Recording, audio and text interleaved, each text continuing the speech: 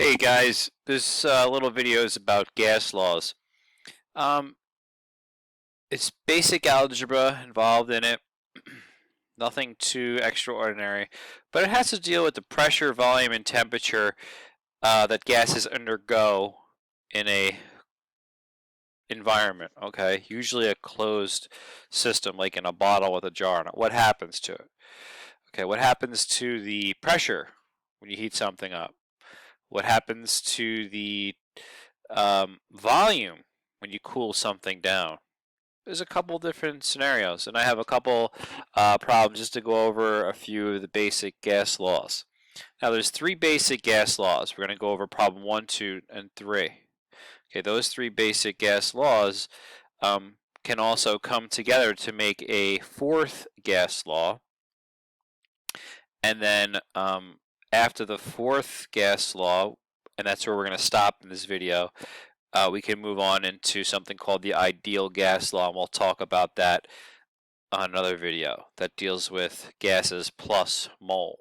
Okay, so let's take a look at the first three gas laws and put them together. Okay, so first thing is pressure. Pressure is defined as the force per unit area on a surface. Okay, the SI unit for pressure is the Newton. Okay, we necessarily don't use that often, but that's the SI System Internationale unit, which was derived in France. Okay, we've talked about the SI units before in the past. Okay, now there's some common units of pressure. Let's look at all of them. Okay, millimeters of mercury, also known as mmHg. Pressure that supports 1 millimeter of mercury column in a barometer. It's something that we use here in the US. Okay. Then there's another one called atmosphere of pressure, ATMs. Okay. Average atmospheric pressure at sea level at 0 degrees Celsius. Okay. Kilopascals, kPa. This is used a lot in Europe. Okay, like when they fill their car tires, kilopascals. Okay. There's a unit called pascals. It's just a smaller unit. Torr is the person who created the barometer. Okay, mercury in a glass tube at room temperature will sit at a level of 760 millimeters, which is also 30 inches in height. Okay, that's basically what a torr is. Something we don't really use this one ever. I know we have the millimeters of mercury, but torr is something that's used in the lab. I've used it on occasion in college, not really in high school. And the one that we're familiar with in the US, but it's not really used in science, is pounds per square inch, PSI. Okay, pounds per square inch. Now, there's a relation between all these units, and I just want to be clear and get them out of the way. That way you have them in your notes and you can refer to them in the future. Now, atmospheres, ATM, is something that we use a lot in chemistry. So atmosphere is directly related to mercury, millimeters of mercury, but it's 760 millimeters of mercury, which is the same as 760 torr. Wow. Well, that's because he created it. And then there's 101 kilopascals, which equals 1 ATM, and also 14.7 psi, which equals 1 ATM. So if you have a conversion you have to convert, these are your simple conversion factors that you need. Now, Dalton's law of partial pressures. This is an important topic. Very simple. Partial pressures. The system total pressure is basically derived from the summation or the adding up of the individual pressures. So each gas produced in a closed bottle acts independently of the other in a chemical reaction. Okay, even those different gases in a closed bottle, they are going to have their own pressure. So the pressure of all of them, okay, added up equals the partial pressures. Okay, so add up each gas's pressure to get the total pressure of the system. That's Dalton's laws of partial pressure. Okay, it's very simple. Now, if you have the total pressure and you have pressure 1 and pressure 2, you can find pressure 3 by subtracting pressure 1 and pressure 2 from pressure total. So if you're trying to identify the one amount of pressure of the substance that's the gaseous substance that's in there, you can do that. This one's not really used too often, but it's something you need to know. Okay. Now there's one called water vapor. So water vapor, okay, is basically water. Water has a specific pressure. Okay, this is a system where you generate gas. Okay, it's a lab that can be done. All right, where you take zinc and you add sulfuric acid and you get a gas. What gas do you get? Well, you get H2 gas produced. So in this container right here, you have H2 gas. And check it out, it's sitting in water. So this water is going to be forcing its way in there. So at the level of the water, okay, if you look really close at this little water line, water molecules are going to come out and mix with the H2. So this is truly not a pure H2 mixture. There's water vapor in there. So what you need to do is you need a formula for that. And that's the water collection vapor pressure. Okay? So now, very simple. This is like another one we don't really use too much, but you need to be familiar with it. When collecting gases inside the collection bottles that are submerged, water is displaced as gas is forced in. However, at the surface, water vapor mixes with the gas produced. This is not, excuse me, this produces a gas that is not pure. The pressure of water vapor must be taken into account. You must look up the pH2O at the temperature of the experiment, okay, based on the following equation. So here you have your pressure equals pressure of the gas plus the pressure of the water. So you find your temperature, you find the pressure of the water vapor, and you, okay, put it into the equation. Now if you're trying to find the pressure of the gas, okay, you can calculate the pressure of the gas by rewriting it if you're looking for that as such, just the pressure of the gas. Okay, now you find the exterior pressure and you find the water vapor pressure, subtract the two, and you'll get just the simple pure mixture of the gas. All right. Okay, so let's look at the gas law formulas now. That was a little introduction. So the gas law formulas are based on a closed system, closed bottle. Sig figs rule apply. Everybody loves those. Thumbs up, right? The temperature must be in Kelvin. So if it's not in kelvins, put it in Kelvin. So if you have Celsius, just add 273 to it. Okay, volume is in milliliters or liters. So answer it however the question asks. Okay, so this is, these problems are very straightforward. You're just solving for one variable.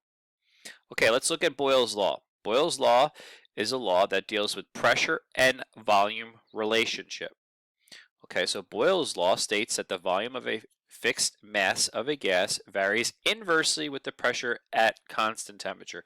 So inversely means opposite. So as one goes up, one goes down. Okay, so here's the formula. So pressure, your initial pressure times your initial volume equals final pressure times final volume. Okay, so a sample of oxygen gas has a volume of 150.0 ml when its pressure is 0.947. Okay, here's your initials. What will the volume of the gas be at a pressure of 0.987 atm if the temperature remains constant? So here's the second pressure. But this is what we're solving for. We're looking for our P2. So volume here, sorry, V2. We're looking for a V2. This is our V1 initial. Here's our P1 here, and here's our P2. Okay, now we take these three numbers, we plug them into the equation. Okay, so we rewrite the equation to where we're looking for V2. V2 equals P1 times V1 over P2. You're looking for V2, so you must rewrite it. You plug your numbers in. Your atmospheres cancel, and you're left with ml. So you simply multiply 0.947 1.947 times 150 divided by 0.987, round to 3 sig figs. So you get 144 mlO2. Okay, next law is Charles' law. It's a volume and temperature relationship. Okay, look at the graph. It's going straight up. It's not dropping down.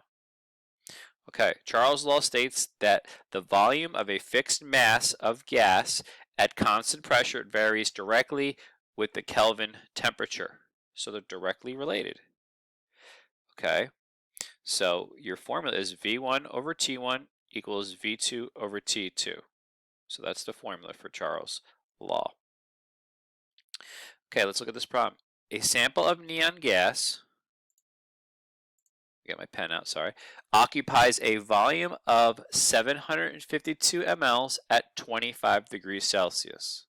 So in this first sentence, we see that this here is your initial volume, and this here is your initial temperature. What volume will the gas occupy at 50 degrees Celsius if the pressure remains constant? Okay, so we have V2 is what we're looking for, equals what? And then we have our T2 right here.